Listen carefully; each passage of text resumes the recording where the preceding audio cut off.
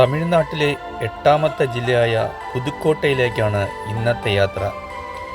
തിരുവനന്തപുരത്തു നിന്നും 560 കിലോമീറ്ററും രാമേശ്വരത്തു നിന്നും 182 കിലോമീറ്ററുമാണ് പുതുക്കോട്ടയിലേക്കുള്ള ദൂരം. രാമനാഥപുരം ജില്ലയിൽ നിന്നും ഏകദേശം 10:30 പുതുക്കോട്ടയിലേക്ക് യാത്ര തിരിച്ചു. ഇവിടെ നിന്നും 182 കിലോമീറ്ററാണ് പുതുക്കോട്ടയ്ക്ക്. തമിഴ്നാട്ടിലെ വിജനമായ ഈ ഹൈവേകളിൽ വാഹനമോടിക്കുമ്പോൾ ഞാൻ ഒരിക്കലും കിലോമീറ്റർ രേഖപ്പെടുത്തിയിരിക്കുന്ന ബോർഡുകൾ ശ്രദ്ധിക്കാറില്ല. കാരണം അത് ശ്രദ്ധിച്ചു കഴിഞ്ഞാൽ ഓടി എത്താത്തതുപോലെ നമുക്ക് തോന്നും. ഞാൻ മണിക്കൂറുകളാണ് ശ്രദ്ധിക്കുന്നത്. 182 കിലോമീറ്റർ ഓടുന്നതിന് ഏകദേശം ഇത്ര മണിക്കൂർ ആകുമെന്നൊരു കാൽക്കുലേഷനിലെത്തും. എത്ര ദൂരമുണ്ടെങ്കിലും എത്ര ലേറ്റ് ആയാലും ഞാനൊരു പരിധിയിൽ കൂടുതൽ വാഹനം സ്പീഡിൽ ഓടിക്കാറില്ല. അത് വാഹനത്തെയും നമ്മളെയും എക്സോസ്റ്റഡ് ആക്കും. വഴിക്കെങ്ങും നല്ല ഹോട്ടൽ കാണാത്തതിനാൽ ലഞ്ച് പുതുക്കോട്ടയിൽ നിന്നാകാമെന്ന് കരുതി. പുതുക്കോട്ടയെ പുരാവസ്തു ഗവേഷണത്തിൻ്റെ കളിത്തൊട്ടിൽ എന്നാണ് അറിയപ്പെടുന്നത്. പുതുക്കോട്ടയിലെ പ്രധാനപ്പെട്ട 2 ടൂറിസ്റ്റ് ആകർഷണങ്ങൾ തിരുമയം ഫോർട്ടും സിത്തന്നവാസൽ എന്ന ജൈന ഗുഹാക്ഷേത്രവുമാണ്. ഇതാണ് പുതുക്കോട്ടയിലെ തിരുമയം കോട്ട അല്ലെങ്കിൽ ഊമയൻ കോട്ട.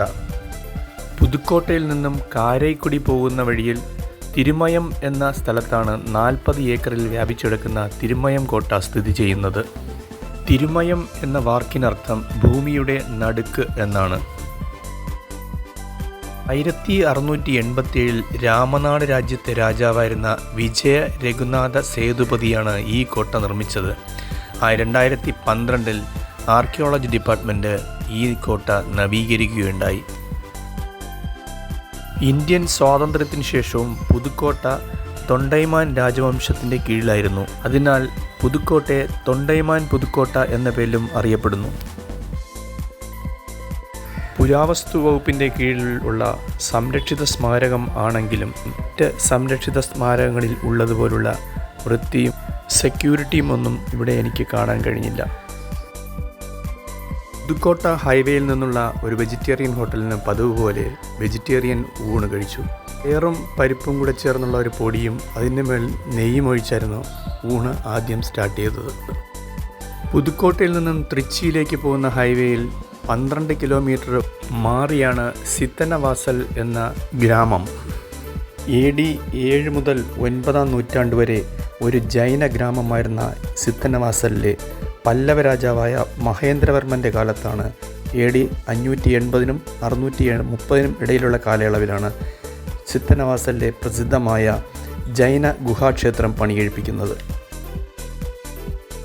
മഹാന്മാരായ സന്യാസിമാരുടെ വാസസ്ഥലം എന്നാണ് സിത്തന്നവാസൽ എന്ന തമിഴ് പദത്തിൻ്റെ അർത്ഥം. സിത്തന്നവാസൽ ഗുഹാക്ഷേത്രത്തിന് അരിവർ കോയിൽ എന്ന പേരിലും അറിയപ്പെടുന്നു. ആർക്കിയോളജിക്കൽ സർവേയുടെ കീഴിലുള്ള സിത്തന്നവാസൽ ക്ഷേത്രത്തിലേക്കുള്ള മെയിൻ ഗേറ്റ് കടന്നാൽ മുഴുവൻ കാണാൻ കഴിയുന്നത് പാറക്കെട്ടുകളാണ്. സിത്തന്നവാസൽ ഗുഹാക്ഷേത്രത്തിൽ കയറുന്നതിനുള്ള ഫീസ് 20 രൂപയാണ്. ഇവിടെ തന്നെയുള്ള ആർക്കിയോളജി ഡിപ്പാർട്ട്മെൻറ്റിൻ്റെ ഓഫീസിൽ നിന്നും ടിക്കറ്റ് എടുക്കാവുന്നതാണ്. പാറ ചെത്തിയുണ്ടാക്കിയ 18 സ്റ്റെപ്പുകൾ കയറി വേണം നമ്മൾ ഈ ക്ഷേത്രത്തിലേക്ക് എത്തിച്ചേരാൻ. മിനറൽ കളേഴ്സ് ഉപയോഗിച്ചുള്ള ഫ്രെസ്കോ സെക്കോ രീതിയിലുള്ള കളർ പെയിൻറ്റിങ്സ് ആണ് ഈ ഗുഹാക്ഷേത്രത്തിൻ്റെ പ്രധാന പ്രത്യേകത. ഫ്രെസ്കോ പെയിൻറ്റിംഗ് എന്നാൽ ചുമർ തേച്ച ഉടനെ ആ ഈർപ്പത്തിൽ തന്നെ വെജിറ്റബിൾസും മിനറൽസും കൊണ്ട് ചെയ്യുന്ന പെയിൻറ്റിംഗ് ആണ്. നാച്ചുറലായ ഒരു ഗുഹയ്ക്കുള്ളിലാണ് ഈ ക്ഷേത്രം നിലകൊള്ളുന്നത്. പ്രൊട്ടക്റ്റഡ് ഏരിയ ആയതിനാൽ ഇതിനുള്ളിൽ ഫോട്ടോ എടുക്കുന്നതിനോ വീഡിയോ എടുക്കുന്നതിനോ ഇപ്പോൾ അനുവാദമില്ല.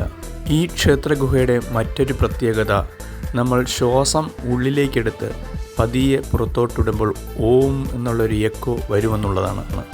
അതേസമയം നമ്മൾ എന്തെങ്കിലും ശബ്ദം ഉറക്കെ ഉണ്ടാക്കിയാൽ അതിൻ്റെ എക്കോ ഉണ്ടാകില്ല എന്നുള്ളതാണ്. 3 ഇഡിയറ്റ്സ്, എന്തിരൻ, കാതലർ ദിനം തുടങ്ങിയ സിനിമകളുടെ ചില ഭാഗങ്ങൾ ഇവിടെയാണ് ചിത്രീകരിച്ചത്.